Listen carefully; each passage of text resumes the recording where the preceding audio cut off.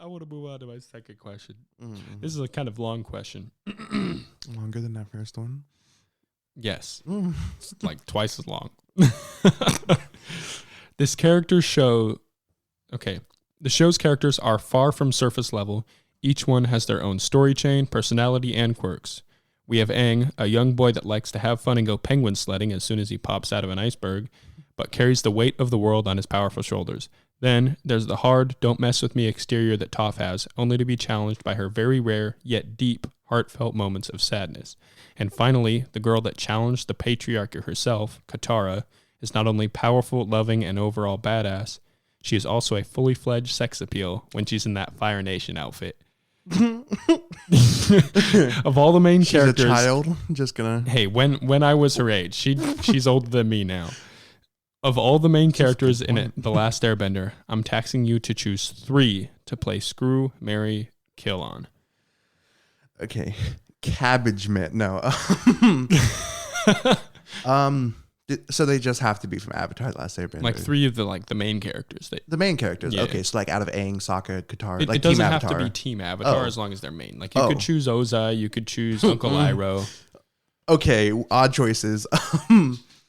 So it's screw, marry, kill. Honestly, I would probably choose screw for Azula because like she's powerful and aggressive. And, you know, like she, yeah. Hi, Mom, if you're watching. But and then, okay. And then kill. Who annoys me? Trying to think of all the characters. Okay, I don't want to stay in like Azula's little squad, but May really annoys me. I'm just gonna be honest with like May. She is emo and annoys me. But yeah, but like okay, but I wouldn't kill her. Oh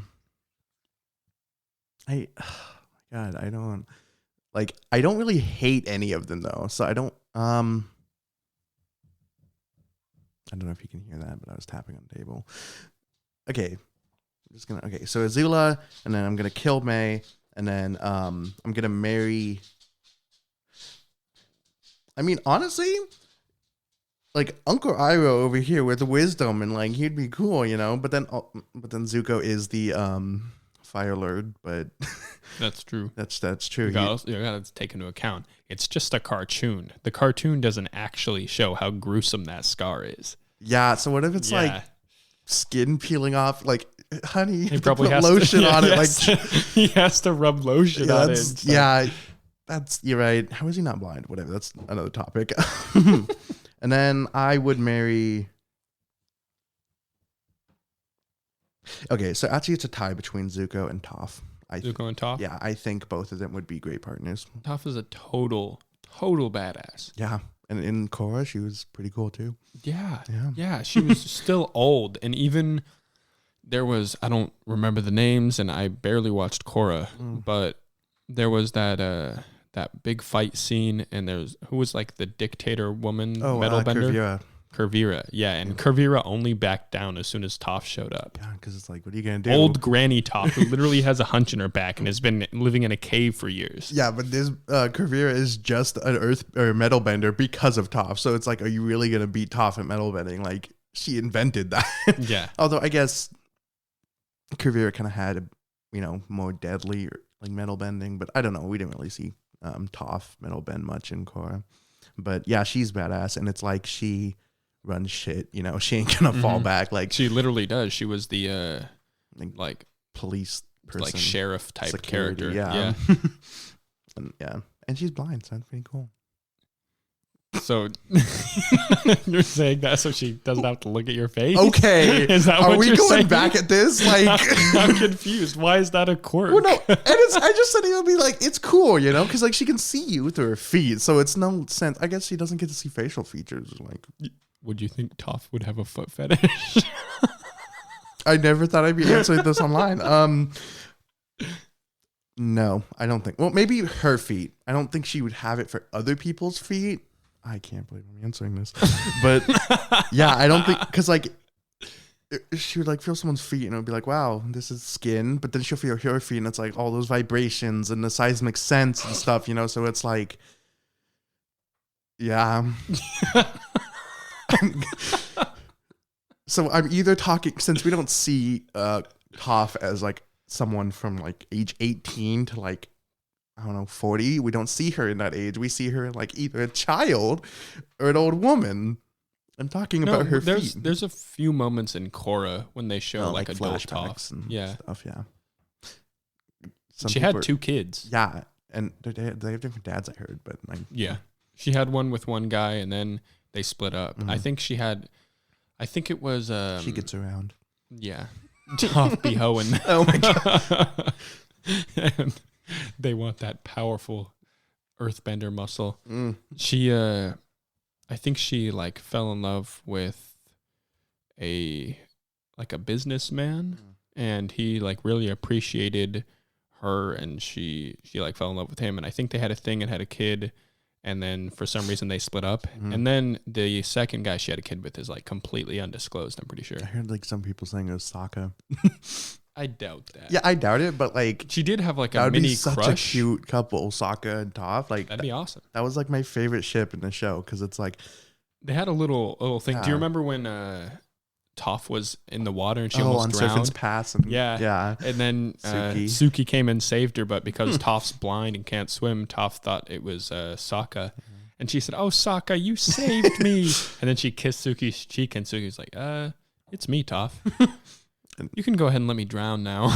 Yeah, that was adorable. That was cute. I think that they should have. Although I get it though, not everyone in Team Avatar can like be in love with each other because they're children. But like, I think that would have been cool. But you know, because then it was like, I get it. I get it. Like the whole group is like gonna fall in love with each other. I'm gonna play Screw Marry Kill with the cast of Avatar. Mm-mm. I'd say screw Ty Lee because Flexible. she's flexible and could do anything, and marry Katara because everything, and She'll mother you. She'll mother me. Yeah, she'll act That's like true. a mother. That's true. That's true. I'll eventually get to which element you want to bend because I'd love to talk about that. Mm-hmm. And I don't know who I'd kill. I wouldn't. See, it's hard to figure out someone you'd kill because it's like you don't want to kill anyone. It's like the Ozai is just that's like everybody would say that, but I mean, he's already dead, but General Zhao was a bitch. He really was. Yeah. And they never confirmed he died. I watched a clip of all the deaths in The Last Airbender, and they're all deaths that are never actually confirmed. Because he Do you was go to the like, spirit world when you die?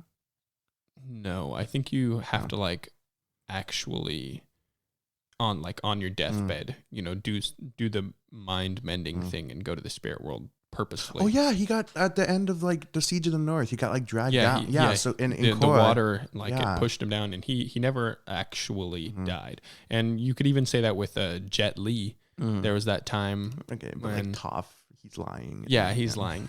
It was never confirmed he died though, and there's also that part when they watch the show, they watch the play of their lives. Yeah, that was funny. And they're like, "Did Jet Li die?" And Sokka's like, it wasn't too clear. And it's like, it's true. Yeah, that's a lot of the deaths in the show. Mm-hmm. I don't know who I'd kill. Yeah.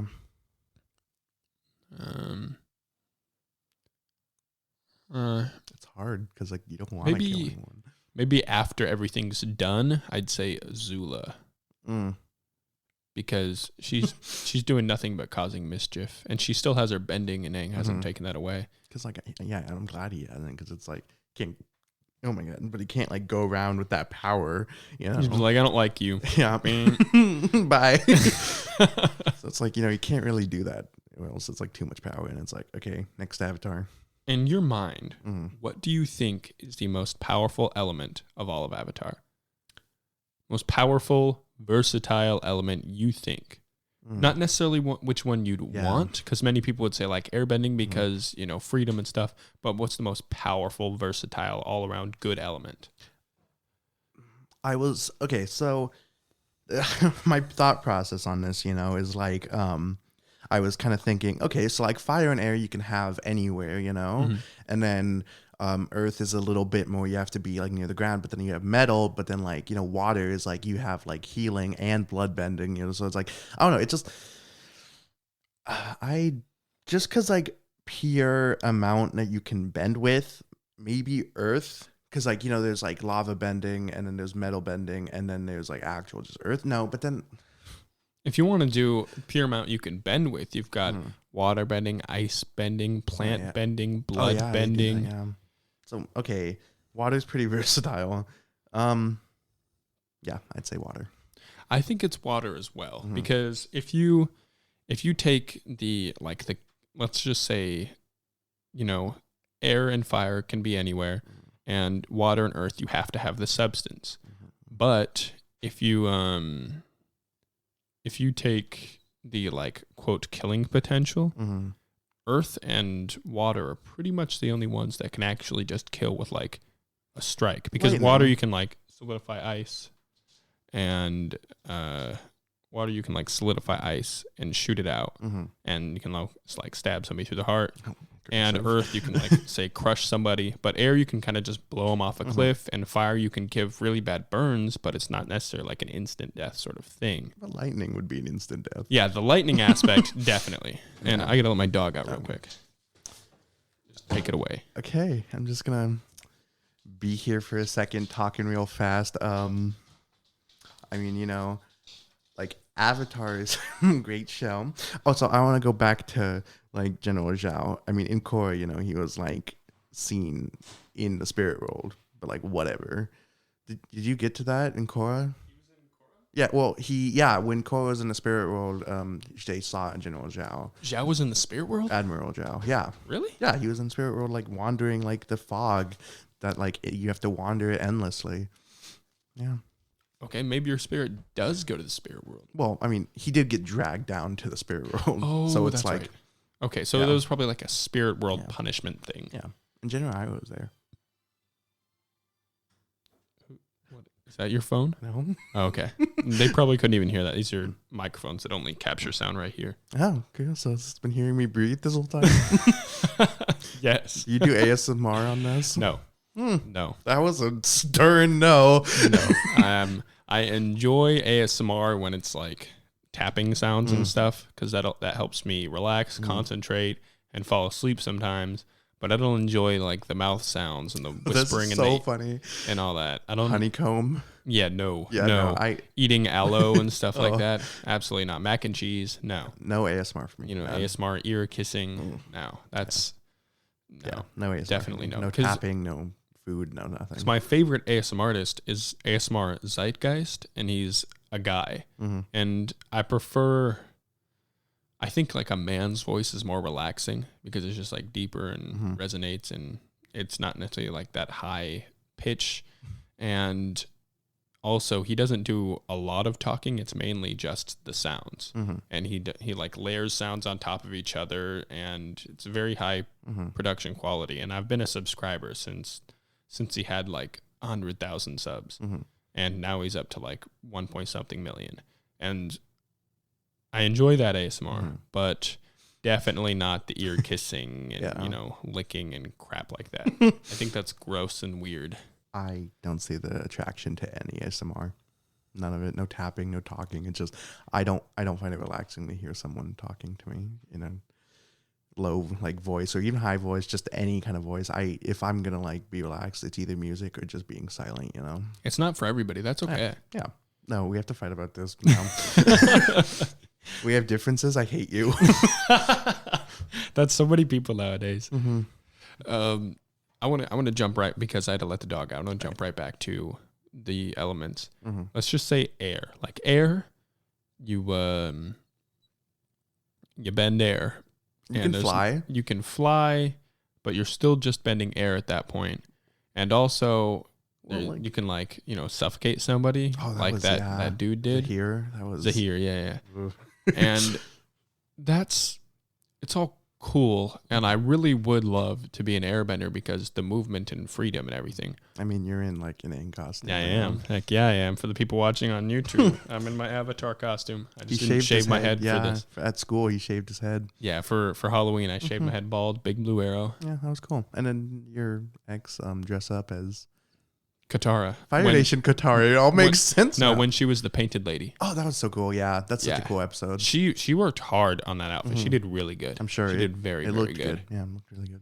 And like that's air and earth. You've got earth bending, arguably class bending, but like it was never confirmed. But if you think about it, probably because they can bend sand glass is just heated up sand. Earthbenders? Yeah, sandbenders are earthbenders. For some reason, I thought they were like either air or earthbend.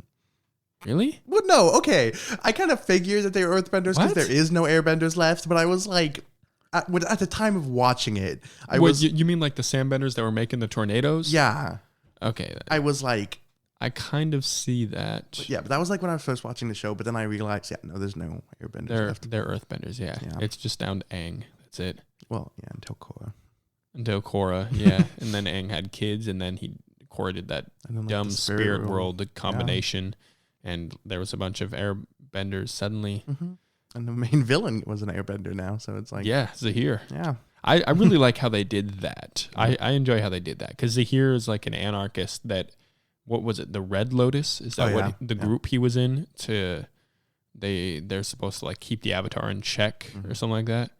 And Zahir was a badass airbender for sure. Yeah, like he killed a lot of people. True.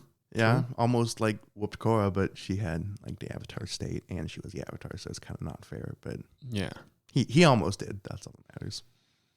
You brought this question up to me at school at one point. You said with Aang's Avatar state, we've also seen Korra's Avatar state. Which do you think was stronger? And at first I said Korra simply because the scenes were kind of more badass in the show. But then we both agreed, no, it's definitely Aang's Avatar state because, Aang would be nearly matched with somebody and he would get like triggered and, he'd almost die or emotional. And then he'd suddenly go God mode and destroy everybody. But Korra is like, she'd be getting beat up by somebody. And then she'd use the Avatar state to sort of match their power. But then still like near the end, start to get whooped again.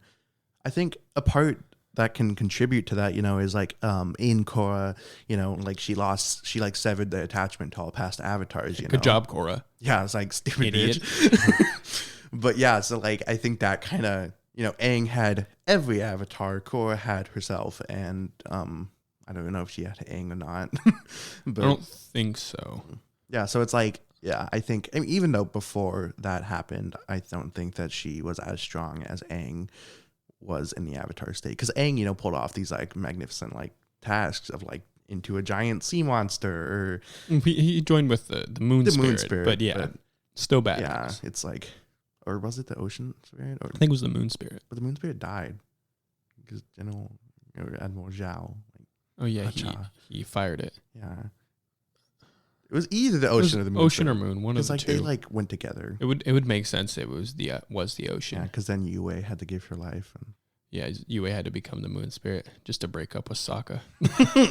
Yeah, and then there's that like scene. That was the biggest ghosting ever, literally. Yeah, I think that was pretty cool though, and like she'll always be with them, and she will in the sky, like millions of.